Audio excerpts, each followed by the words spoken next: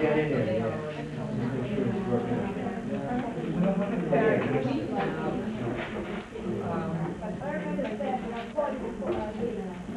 is a movie in August where the whole neighborhood is like out every day. There's activity at night. The whole area is the week that you came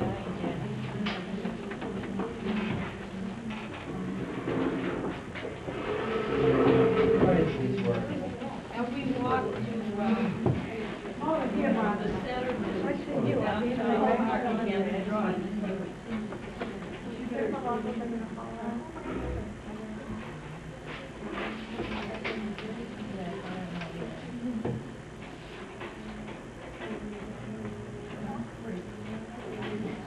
Okay, all right.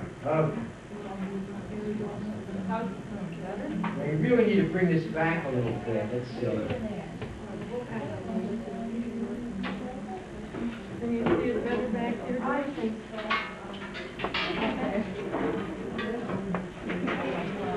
Yeah, we go back a lot. Okay. Matter of fact, let's plug it in the back. Oh, what? Well, it'll be bigger. You want it smaller or? Yeah. Rates all right? What are they?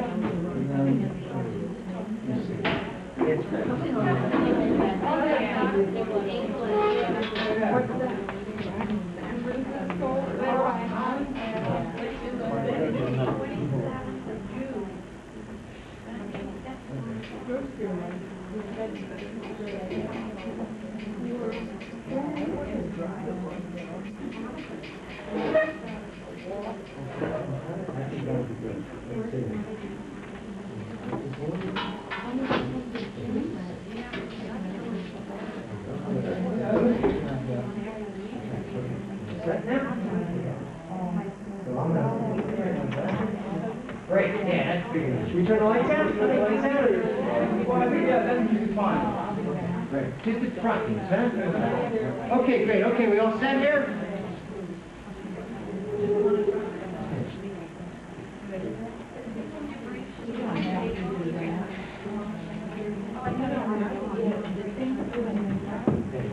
Okay, we all set?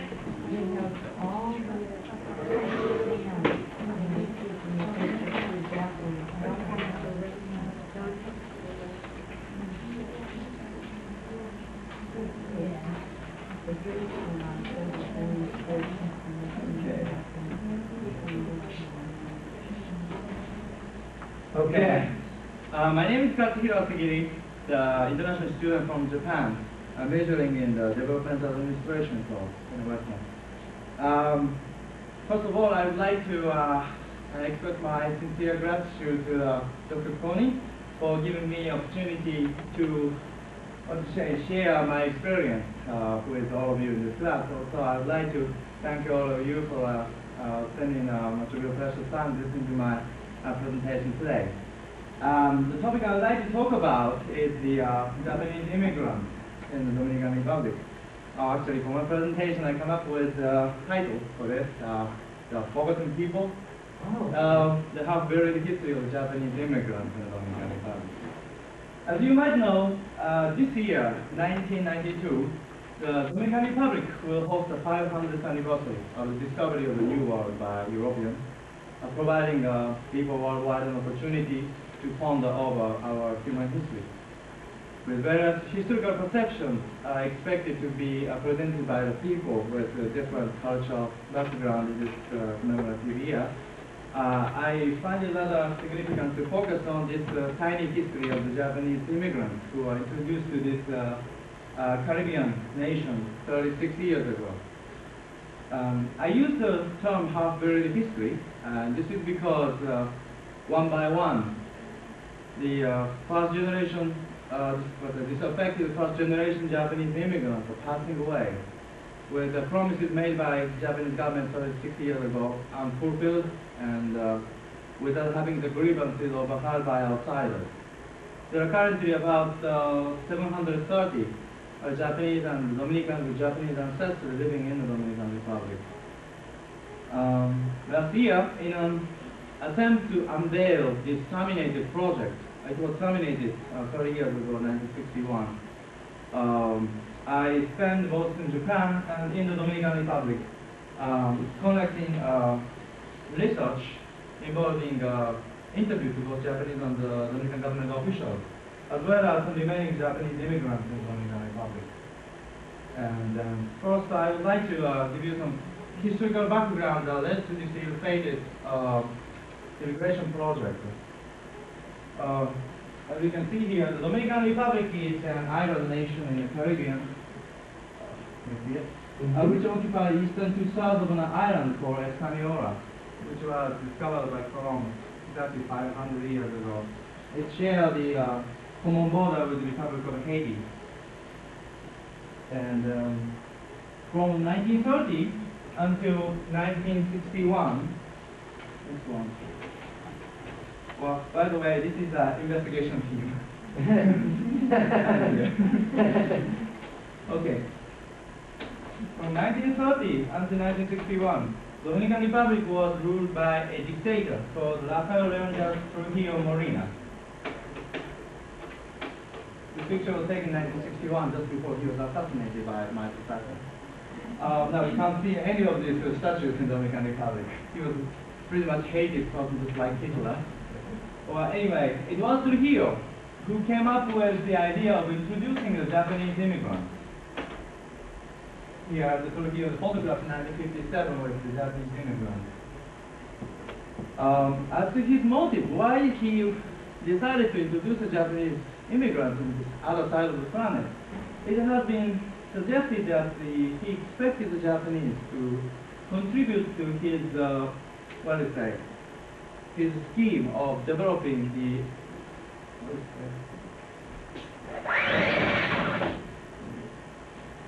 developing a western borderland area.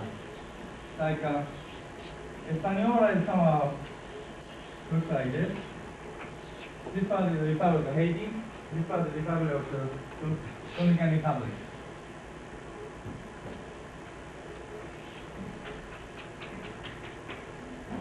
Dominican Republic has been plagued with the constant intrusion of the Haitian population. And in his early years, Trujillo used to send the military expedition here, forth, to stem this population flow, culminating in a killing and massacring of the 20,000 Haitian civilians in 1937. However, after the Second World War, now Trujillo is eager to gain the favorable recognition from the United States, altered his policy toward the Haitian problem. And after the Second World War, now he's fully convinced that the most effective way to stop the intrusion of the Haitian population is to develop the frontier settlements along the Haitian border. He relocated massive number of massive number of the Dominicans to borderland areas. So it has been suggested that the Trujillo expected the Japanese to disseminate their rather advanced and sophisticated agricultural technology among the newly settlers here, so that the viability of those settlements could be further consolidated.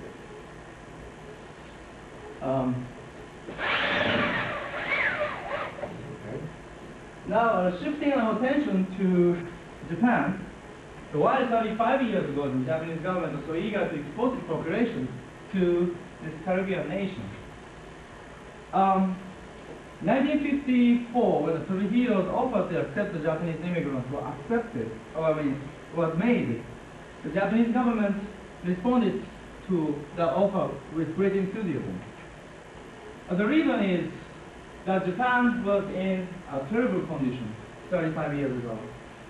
1945, as a consequence of the devastating defeat in the Second World War, Japan lost all of its overseas colonial territories, which has dominated about preceding 50 years, since the end of the 19th century.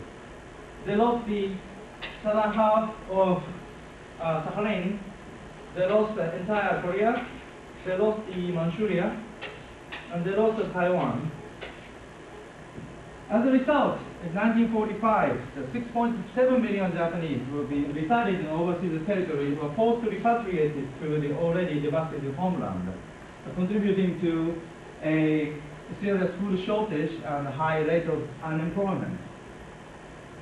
And subsequently, the Japanese government perceived that overseas immigration would be the highly desirable way to alleviate this population pressure.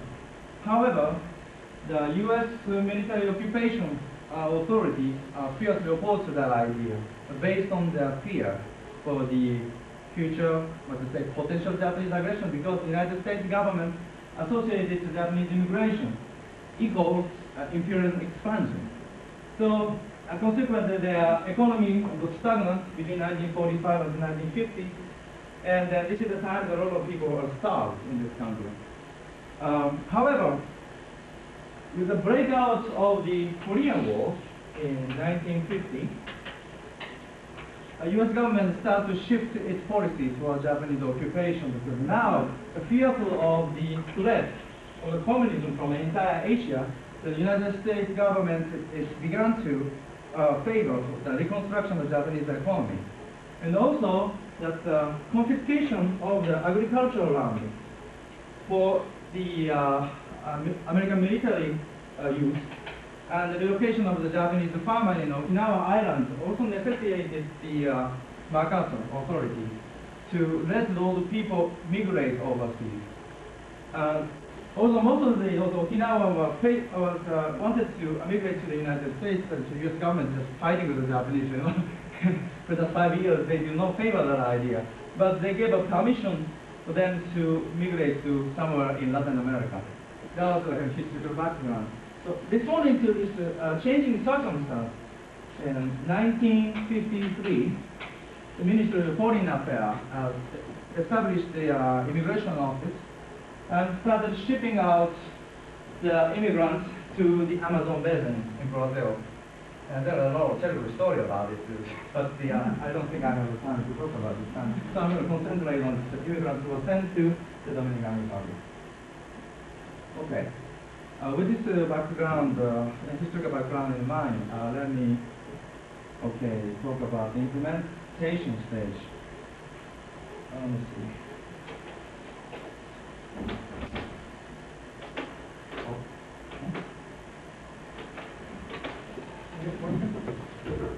Well, I think okay.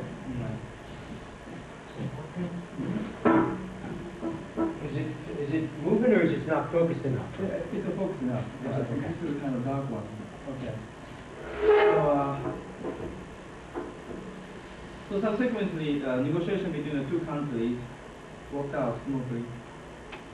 So between 1956 and 1959, 1,325 Japanese immigrants consisting of 250 farmers and fishermen were selected by the Japanese government and migrated to the Dominican Republic. This is a picture of a photograph just before they left Tokyo. Did they come voluntarily or were they told they had to go? Oh no, I'll explain that once. Okay. Okay. Actually, incentives offered by the Trujillo government was extremely good for 35 years ago. Each immigrant who was selected by the Japanese government wants to be given between 6 and 16 hectares of land. This is a huge chunk of land for free, with fully furnished Western-style housing. By the way, this is a Panama Canal. Photograph of one of the immigrants on his way to the Dominican Republic. Okay, so this is an image presented to the Japanese immigrants 60 years ago. Dominican Republic was introduced as a paradise in the Caribbean, which have beautiful beaches, and well, it looks shabby from the present standard of 35 years ago. That this was in pretty good shape. So we offer besides this big chunk of land, we offer fully furnished Western-style housing, free seed, fertilizers, and pesticides, as well as economic subsidies to carry them over until they become economically self-sufficient in a new circumstance. So, if you pass it, like, you'll be given this beautiful land as well as all, and you have a house, you have a big land, and you have money, everything is all set. So as a result, lots and lots of people apply for that position. So the Japanese government, since they are eager to export as many population as possible, in order to accelerate the economic growth at that moment, they made a condition in such a way that the more family members you take with you, the more likely, you can pass the exam. That's far away But however, this is the land they were given, and this one is the middle of the jungle, very rocky.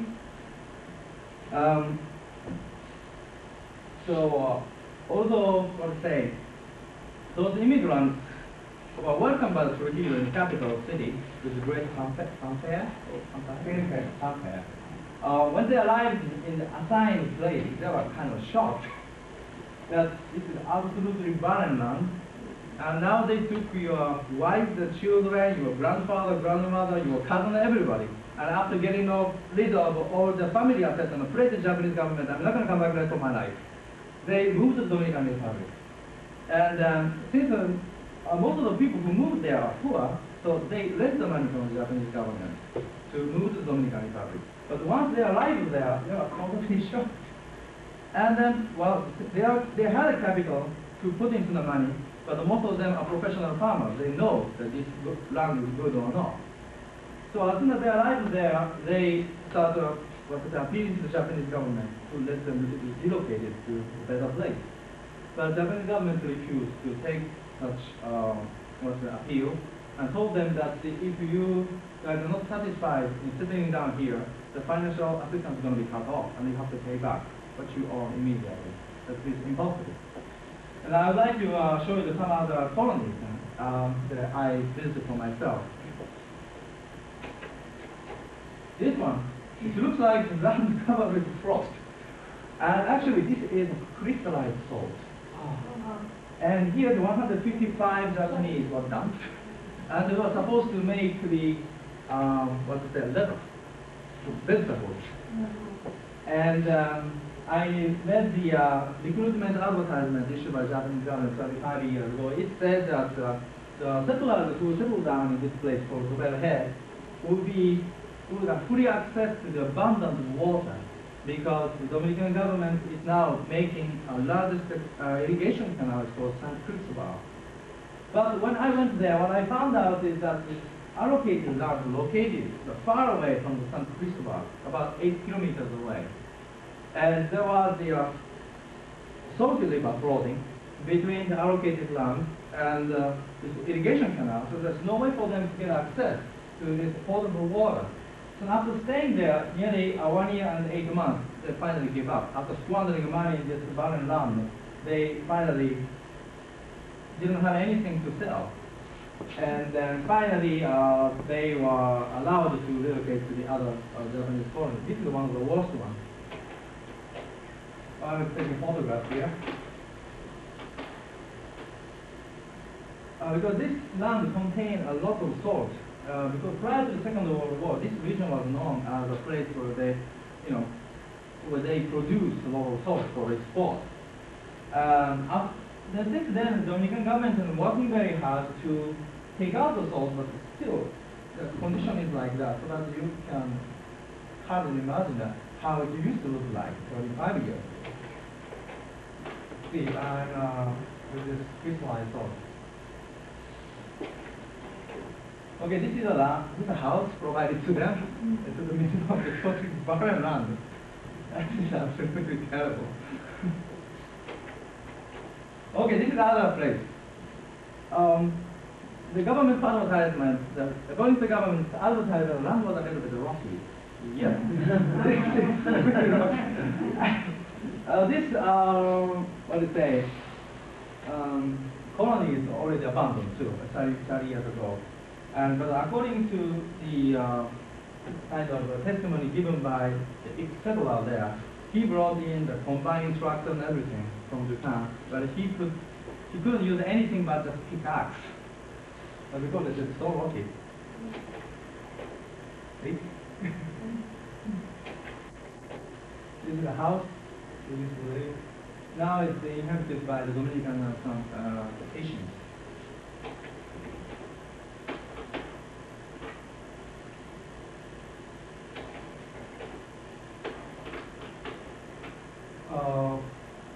Okay.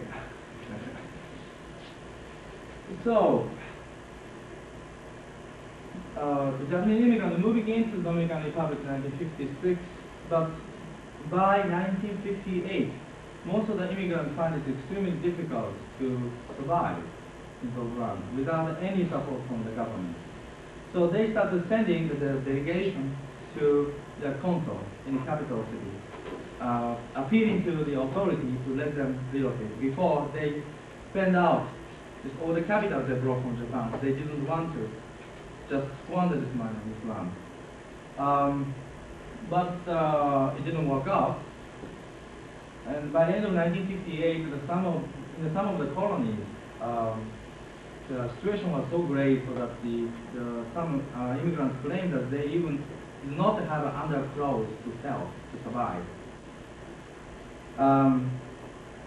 What makes things worse is that the international situation in the late 1950s, before the Castro Revolution, since the Trujillo claimed that he was the vanguard of the democracy, and he was also the client of the CIA too during that time. He diverted most of the natural resources for defense against the Castro Revolution, so that he cut off the welfare fund for the Japanese immigrants. So virtually nobody listened to them now. And I was surprised to find that the Japanese government, although they knew what was going on in those colonies, they kept sending the new immigrants up to the middle of 1959. They were advertised to 1970, 1967, 68, 69, but they keep saying the paradise in the Caribbean was waiting for you. But final blow came in 1961 when the Trujillo was assassinated. Dominican Republic was put into the turmoil, and the new democratic revolutionary regime now associates everything, regards everything associated with the Trujillo as evil and enemy. So that now the Japanese population are subject to the persecution from the new regime, and also the angry Dominicans. Because what they found out is that some of the land allocated to the Japanese immigrants in 1956 were those who were taken by force by the Trujillo from the Dominican landowners. Now, angry Dominicans came back to their own land and said that, oh, you get out. The Trujillo is gone, your time is over. And in some colonies, their storehouse was burned down, and some militia came into their colony and threatened with a gun, and they just excluded Japanese from their colony.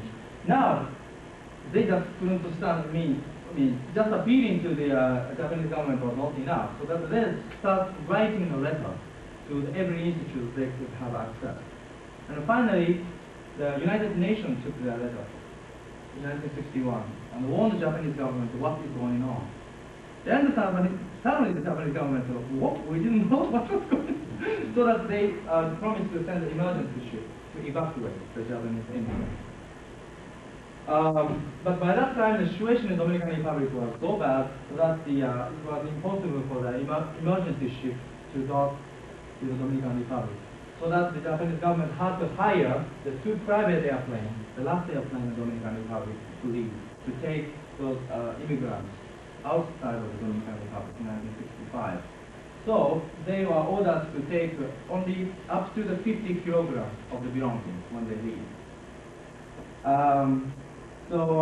Nearly about 170 families evacuated starting in 1961, and they were determined to get a compensation from the Japanese government once they get back to Tokyo. But what they learned is that once they arrived there, the Japanese government made it clear that they have no intention to compensate for their loss, saying that they were simply in charge of shipping them out. Whatever happened to them after they arrived in the Dominican Republic is not their concern. So now they appeal to the Dominican government, but the new revolutionary government said whatever happened during the Trujillo regime is not our concern. So they were got stuck in the middle of the two bureaucracies. And this, between 1956 and 1961, about 20 immigrants died.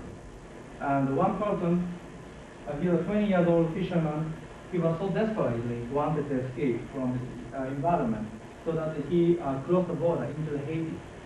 First time he was shipped back, but second time he was taken and was shot by the Haitian army. And when his body was sent back to his brother showing this blood stain in the shirt to the official from the consulate that the government has to make an investigation on this. But this official told him, according to him, I cannot confirm it, that your younger brother has caused enough trouble already. So that you should just appreciate that they at least give back your brother's body. And then he said, how about this? I got the evidence. He said, if I burn it, nobody will know. You know. Well, in some incidents, also, you know, from that rocky land, this one person, he went to the capital and appealed to the government official to give him some allowance because he's suffering from some problem with the intestine, and his wife was suffering from malnutrition, his kid was suffering from malnutrition. But this official said that, well, I'm a salaried person too, and I cannot just keep giving away my, my allowances. So he said that means that you mean that I should just die with my family. And he said, well, if that is a fate, that is very terrible. And one time, immigration chief from the Tokyo stopped by in Santo Domingo on his way back from Brazil, where he just shipped out another immigrant. A lot of immigrants went to the capital city to protest against this, because he was in charge of all these keys. And this person said, well, one immigrant said that, what do you expect us to do with all these rocky lands? We cannot make anything here. Well, he said, well, it was a rocky land, but be patient, keep working on it for 3 years. The rock will turn into fertilizer. That was terrible. Okay, so now, since, starting in 1961, so as I told you, 171 immigrants were repatriated to Japan. Although they went on a strike, when they arrived in Yokohama Bay, Sakura, Tokyo, they refused to get off the ship. They demanded that until they will be allowed to see the foreign minister, they're not going to get off the ship. And the Japanese government, embarrassed with the public, you know, the coverage by the public media, finally agreed to talk with them when the fourth group arrived in Japan, talking about 1962. But however, while the delegate was negotiating with the government, this official sent the messenger to the families who were waiting for their husbands. Then if you guys do not want to leave here and keep causing trouble with the government, we're not going to even provide you with the transportation fees to come back to your homeland, because those people are totally broke. The Japanese government already made it clear that at least those people will be provided with the transportation fee, the telegram fee, and some, you know, accommodation fee until they reach their homeland. Hometown. So most of the people just gave up, and then the government said that, okay, we will talk about it later, but don't cause trouble now. Once you get to homeland or hometown, get relaxed, take a rest, then we will talk about it. So once those immigrants dissipated all over Japan, their kind of movement, protest movement, abated. Okay, now the Japanese government, highly embarrassed with all these incidents, now gave an order to the consulate, don't let any more immigrants to come back to Japan, but let them move to South America. So this official told the remaining immigrants that if you're going to go back to Japan, what's going to happen is you're going to be treated just like unemployed. You're not going to get any compensation. But if you want to start out your life again in South America, government is going to lend you some money.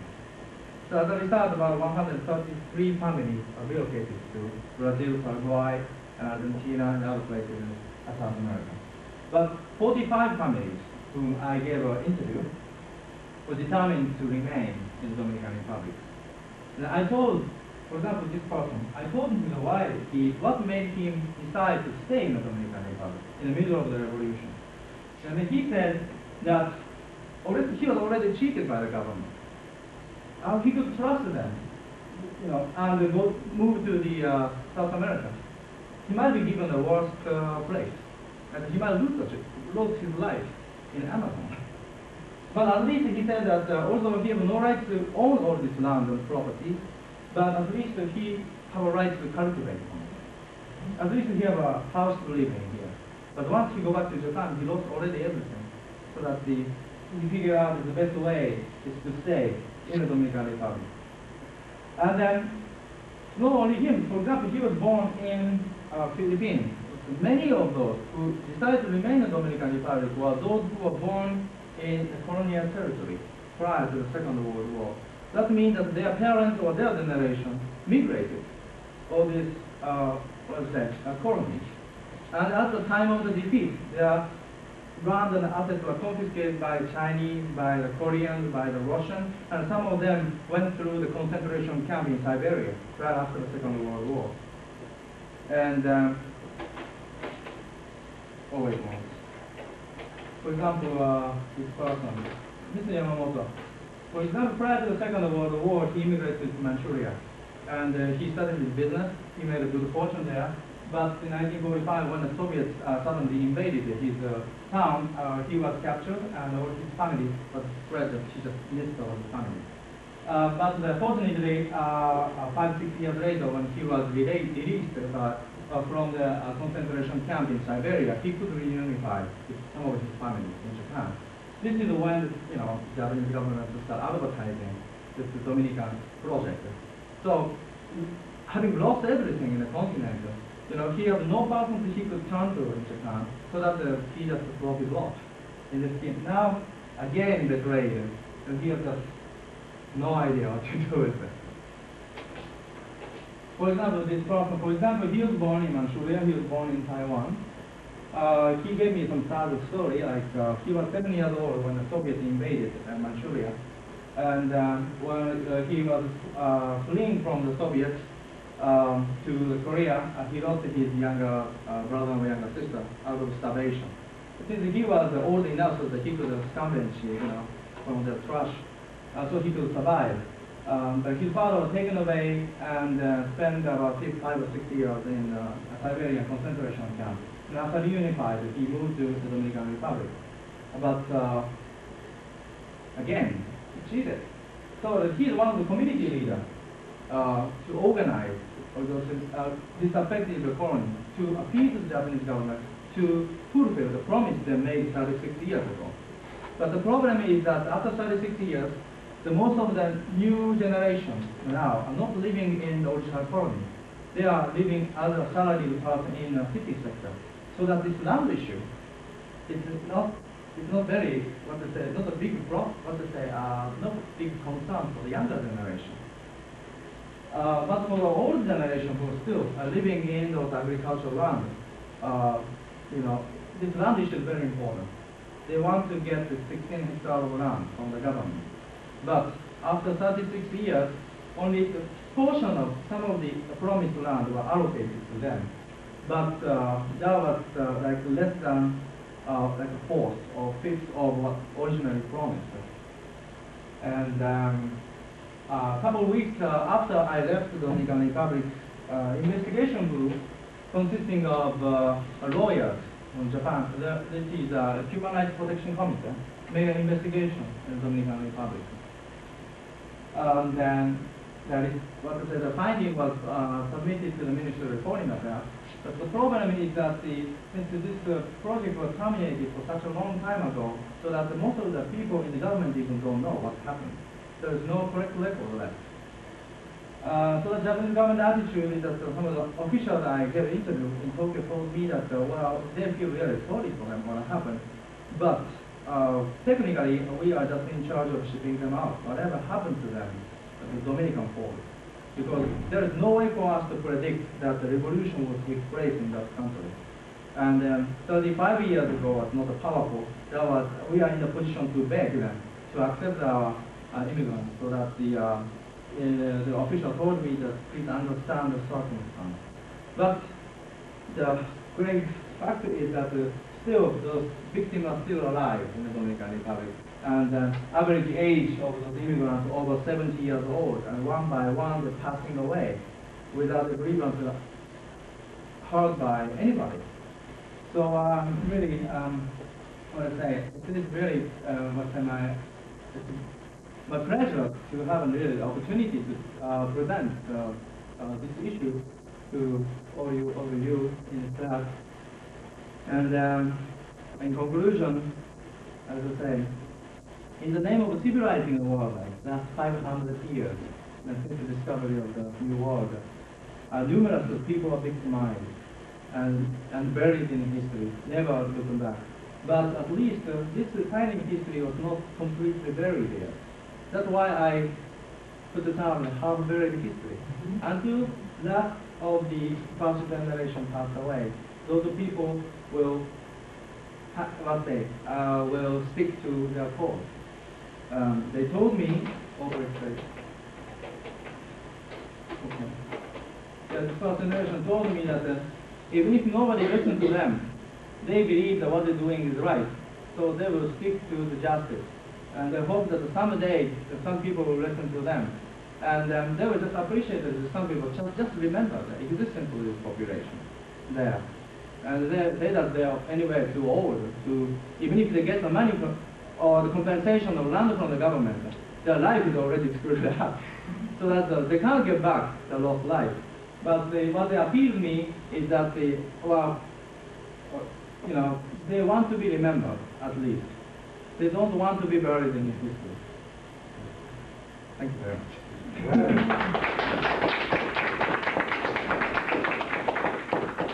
Got questions or comments or?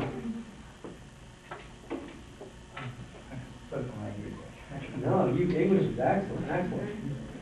I was thinking that we always pat ourselves on the back how great and just and how we built up Japan and, after the Second World War and this and that.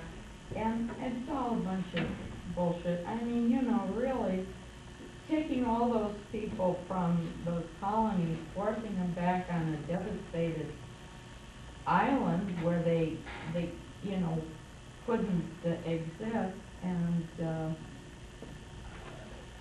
and these immigration projects that were being carried out, and we had the United Nations, and they didn't have a forum to talk about what it was doing to human life, what it actually was costing, people who are absolutely not involved. They have gone to live in the Philippines or in Manchuria or Taiwan. They were in one of these places and then they were back there and no protection whatsoever.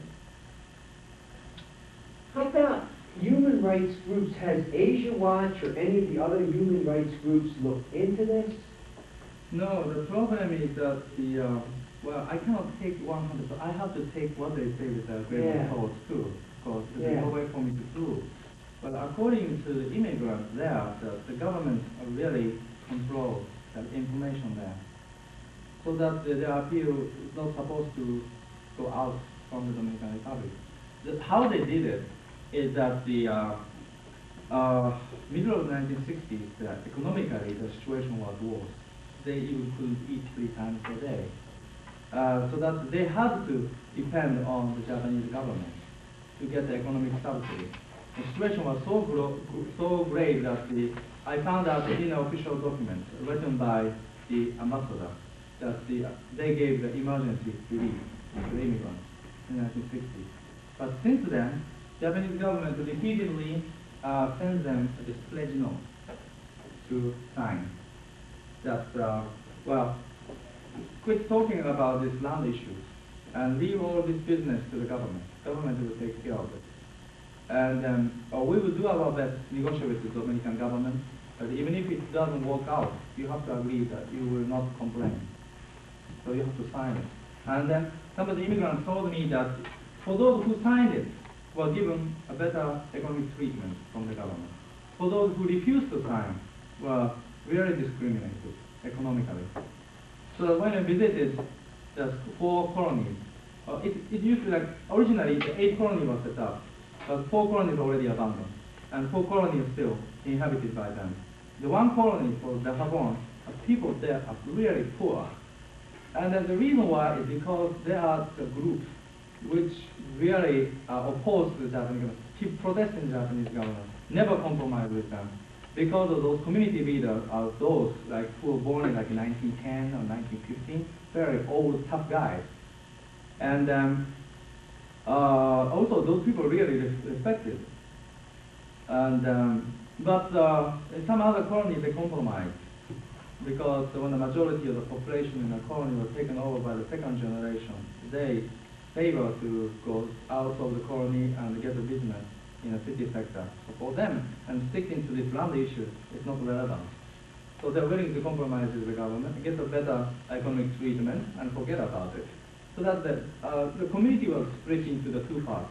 One consists of these older people who determined to rather die with a just cause rather than compromise with the government. And the second group is well, we should have to be more realistic about it. But still, how big is the group you would say has nothing? Has happened? Yeah, I mean, is oppressed, have no decent standard of living. How many people would you say? Oh, actually, compared with Dominican standard, their living standard is not that bad. So some of the families are a little bit, they were leading the probably standard, but the standard is in Italy, the rural sector in the Dominican Republic. You have more like a brick house and simple furniture, and that's it. That's what I mean by the standard. Yeah. And some of them made quite good business. And the reason is that there's now 2nd generation have plenty of job opportunity. This is a great irony, because after 35 years, Japan has become the richest nation in the world. And they, they have a labor shortage. Not like in the United States. If you want to get a job, they want to hire you. There are more job opportunities than the people in Japan. If you don't select, of course. Good fortune always competitive. That's why a couple of years ago, the Japanese government now, they start importing those workers from Southeast Asia. It's becoming a big problem in Japan. The Japanese government prefer to import those descendants of Japanese immigrants because they think that's easy to deal with. So they send those recruitment messenger, officers all over the Latin America and recruiting them, make all these arrangements, then take them back to Japan to work. That's why their son and grandson are now working in Japan and send back the money from Japan. Since the yen is very strong, so against the Dominican peso, so that they can well afford to support their grandfather. But the thing is that not the economic thing for these older people. They do, of course, the economic support from their grandson is not enough anyway. But when I went there, they were not leading, obviously, not a luxurious life or anything. It's a simple life. But they have some, like a videotape, cassette, TV, those commodities from Japan. Yeah. About other questions, I got a bunch of them, but what about other people? Why did they think that in the first place? Sorry? Why did they think that was relevant in the first place? Because here invited with this great incentive.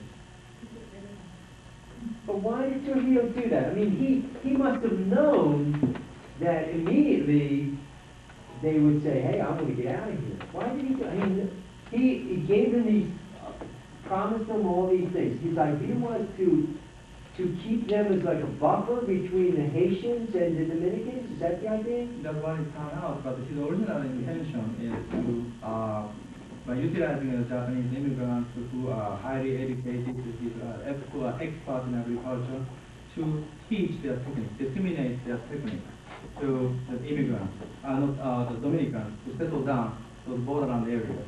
So that he seems to very seriously thought that will work out.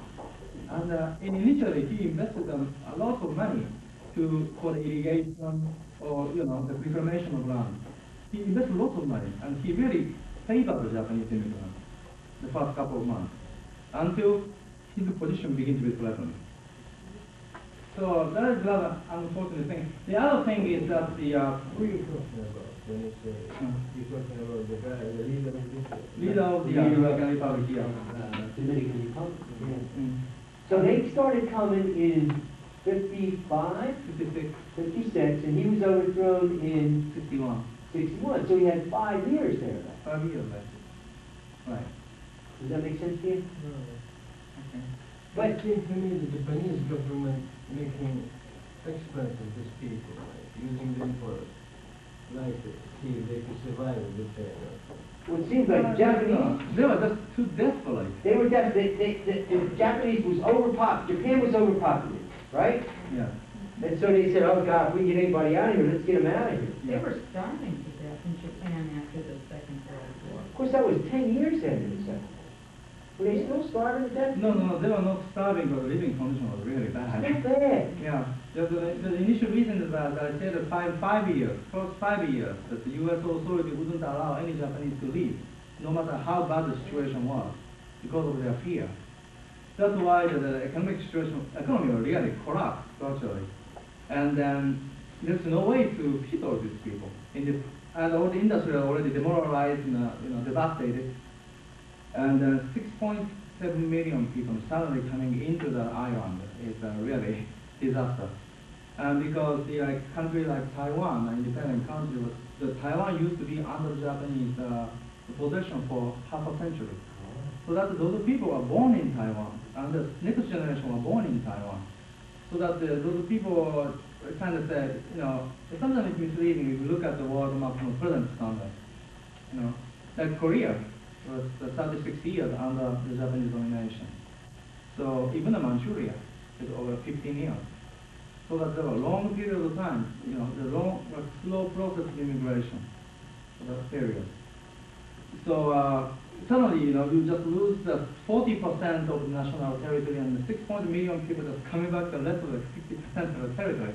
You can hardly imagine what kind of problem it will cause. So when they lost their territory, Yes. the people had to go back to Japan, they had no choice, or that they wanted to? Oh, I mean, if they had to because it's a war. Oh, it was during, it was It's a after war. the war. Yeah, 1945, when China get rid of Japanese, and Manchuria was run over by the Soviets. So they sent them back. They said, Yeah. you guys gotta get out of here. Yeah, there are two choices. You live in a concentration camp and starve to death, or come back.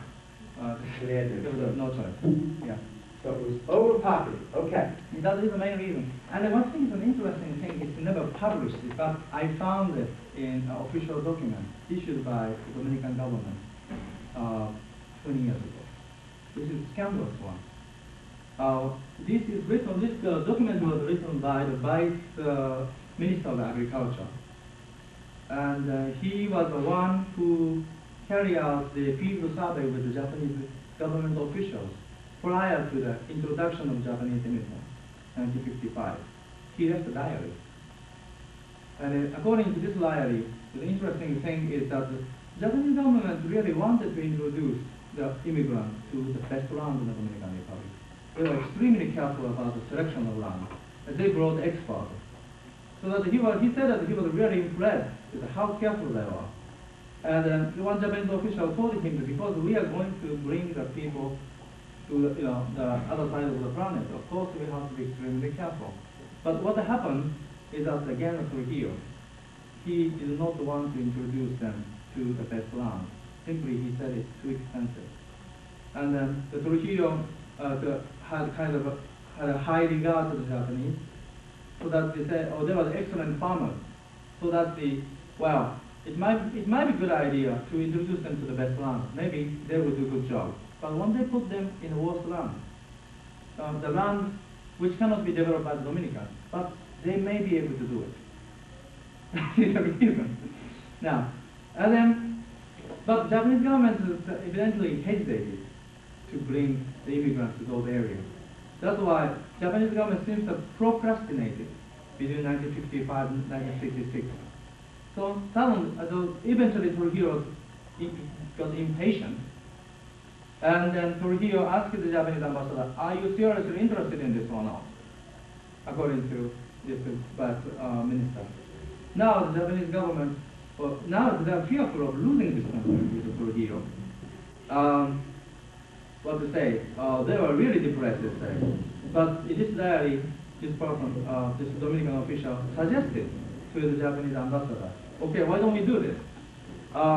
Next month, the Trujillo is going to attend the parliament. He's already retired, but he still has a dictatorial position. But he's going to attend that ceremony. Why don't you wait for him as he leaves from this speech and tell him this sentence, that Your Majesty, no, Your Excellency, sorry, Your Excellency, the Japanese immigrants are ready to move to your country. But this incident took place 7 months before the Japanese government actually started advertising the Dominican project. So, what it implies is that it was incumbent that the Japanese government should correct these immigrants as soon as possible and ship them as soon as possible. Because they had made a commitment. Made a commitment 7 months before they start recruiting the people, because the Trujillo became so impatient. They were afraid that they wouldn't be able to send these people over here and they'd have to keep them in their own country, Right. and they didn't have room for them, so they thought, we better get these people over here. But they were deceived. Trujillo deceived them. He Right. said they were going to give them real good land, but he gave them real bad land from the beginning. Right, right. So that I cannot blame the Japanese government to the end, because there is no way for them to figure out the restrict set up by the Trujillo. Well, they were showed the good land in the Dominican Republic when they made their field survey, and Trujillo said, "Well, this is the land for you," you know. Yeah. And they said that sometimes have a problem here, but you guys are really excellent, so you guys can develop this, you know. And we are counting on you. That's his technique. But when they came, they didn't all come at one time. They came in waves. Over a 3 year period. Okay, but why didn't they check up as the people came and see how they were doing? Why did the Japanese government go and see if they were getting good land? I mean, they said they were going to give them good land, but they didn't check up enough. Well, that is a controversial part, that they attach more importance to getting rid of population rather than attaching importance to the human rights. Yeah. So, no, but nevertheless, you end up with these people here now. Okay, so say 57. Okay, so that's what? That's 35 years ago. 56, 35 years. So now we're into the second, maybe even into the third generation. Right. Okay, some of these people have come back and gone back to Japan. Right. They can go back now if they want to. They could go back. That's why the government official in Tokyo told me that, well, when I asked him that, if Japanese government have any intention to kind of, argue with them on the original promise, because some of the first generation immigrants tried to sue the government for the past one. Yeah. But the official told me that, well, the thing is that,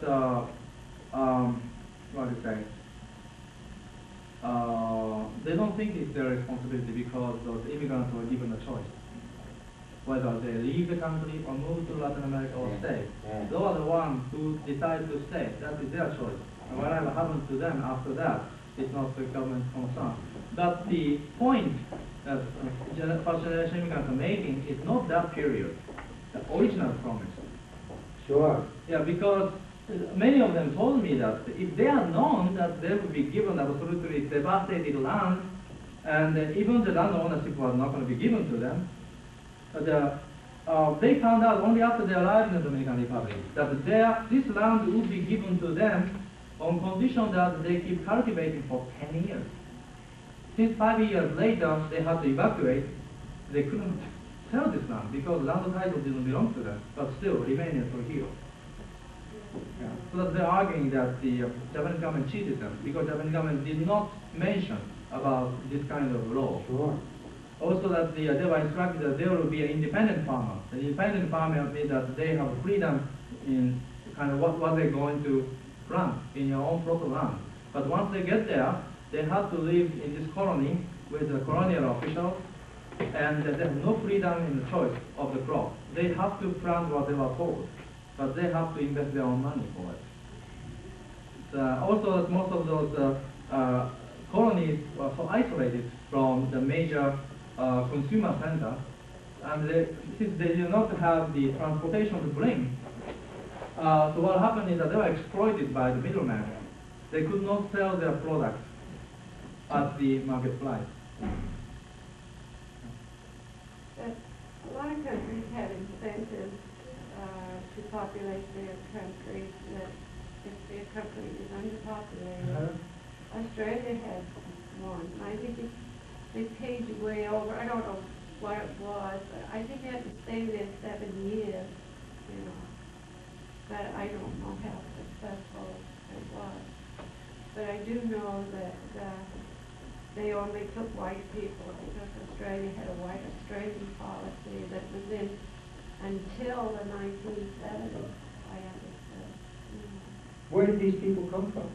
South Africa? Black people? No, the white people. You said they only took Europe. white people in. They took them, I think, after the Second World War from Europe and some from America that were kind of dissatisfied people living over here at that time. So I don't know how successful it was. But they tell me they took out the white Australian policy in the 1970s, and that's not very long. No. But it's such a small, underpopulated country that I don't think people get too interested in it. What I see here is this is a fascinating piece of history. It's a fascinating piece of history. Has anybody written this? This could be a doctoral dissertation. Really? I mean, it's a piece that nobody has picked up and nobody has traced through. You know? And I think the other places where they moved them into the Brazil and Paraguay. Oh, yeah. Those, I mean, you know, what happened to all of them would be Right, a right. great book. It would be a great book. But now here's what I want to know. Okay, now, you've got, after 36 years, you've got, they didn't intermarry, did they? They stuck together. Well, no, because the number of the immigrants who decided to remain in the Dominican Republic only 45 families. So there are only now, even including the second and third generation, only 730 people scattering all over the country. So that's a lot of people in America. You know. Oh, they have intermarried? Yeah. A lot of them do intermarry. So there's 730 people. How many came over in the beginning? 1,350. 1,350. And at the time of mass evacuation, about 200 people remained. Those other people went back? They chose to go back, or they chose to go on to these other countries? Some of them, 170 families, moved back to Japan. 133 families moved down to South America. If I count by the family, Yeah. 750 families moved in the Dominican Republic. Okay, so we had 750 come in, about 150 moved back to Japan. 130 moved, and 45 remained. So that gives, wait, that's not 750 now, that's 280.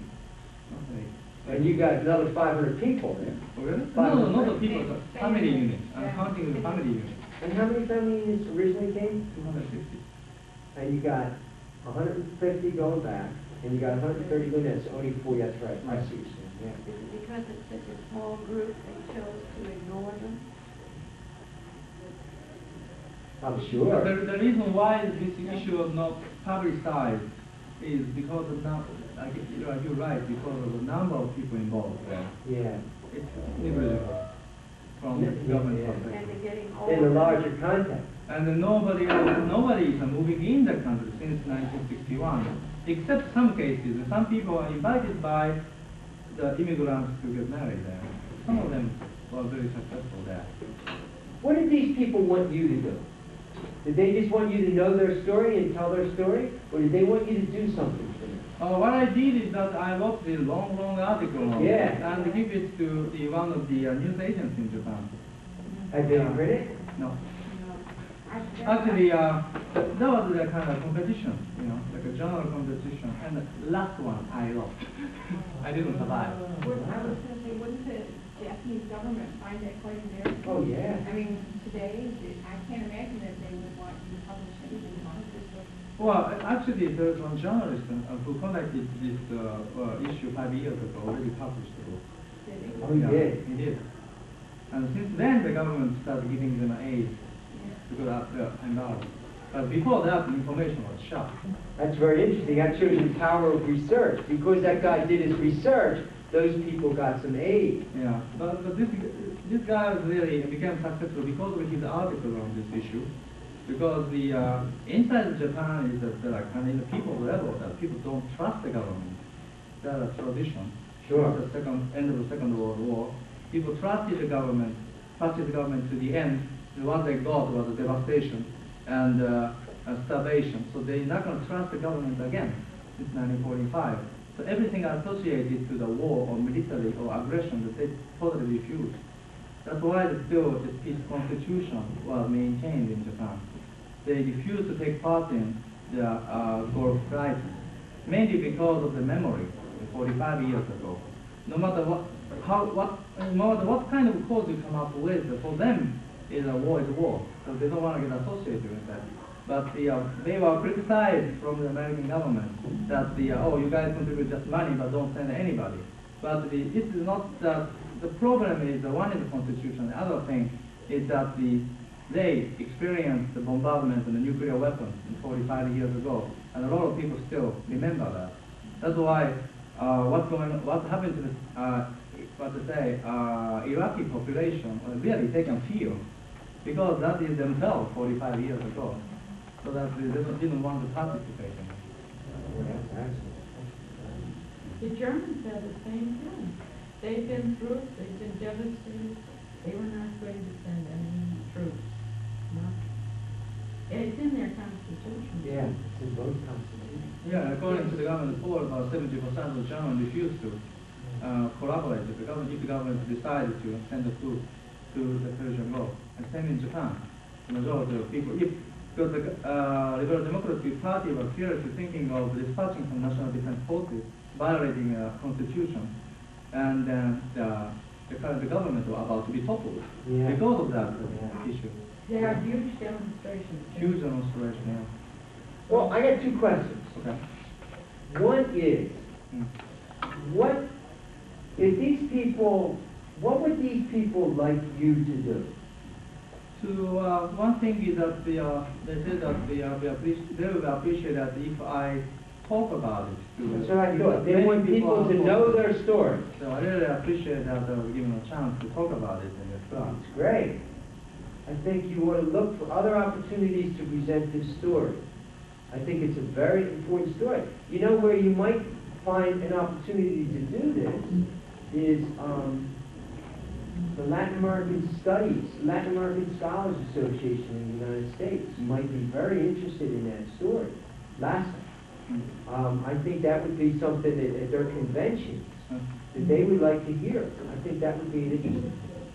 Okay, so that's good. You telling their story. That's good. Also, fortunately, that I was there because I was asked by one of the professors, Dr. Holt, in the geography department. He's a specialist in Caribbean. Yes. And he was there 31 years ago in Dominican Republic. I conducted a survey. Then he suddenly heard about the existence of Japanese colonies. So he visited all these sites and photographed them actually 31 years ago. And he was really interested. Why the Japanese are here? Right. He says, I know Oscar Horse. He would always want to know why. Yeah, right. Why is it stolen? But when the Trujillo was assassinated, he had to evacuate too. So since then, he just couldn't make any investigation about it. But 4 years ago, he was asked by the geographer, United States Geographers Association or something, which is going to hold an international conference this year to commemorate the 500th anniversary of discovery of new continent and the Santo Domingo. And Dr. Horst was asked to coordinate the field trip for those who are going to participate. That's why he started visiting Dominican Republic frequently since 1987. 1987, he visited the Japanese colony again. He collected more material and he made a library research, but he couldn't find any significant publication about it. So he decided to work on it. But the problem is that a lot of first generation Japanese, when they migrated to Dominican Republic, they're over 30, 40 years old. So after 35 years, they still have a problem in the language. Yeah. So the doctor, of course, sometimes they find it difficult to communicate with them. So they wanted to take somebody who can speak Japanese. So I would show them. That's how I get there. Well, that's great. Yeah. It's a rare opportunity. It's a Yeah. rare opportunity. So Dr. Host is going to write an article about it. And in fact, this month, he's going to give a presentation on this at San Diego in conference. And also actually a couple of weeks ago, I was given a chance to give a presentation on this in Mission Costa Santa Colony in Mount Vernon, in an annual meeting. So I was very happy to That's talk about it. great. That's great. Yeah. My other question is, what are you going to do when you get out of here? What's your future? What do you see yourself doing? What do you want to do? Oh, now I have a big dilemma because I'm applying for Japanese government. To do what? You're studying development. Development Administration and Political Science Department, and I'm going to graduate from West at the end of the spring session. I'm getting in contact with the Japanese government since the end of last year. Well, where would you do development administration in Japan?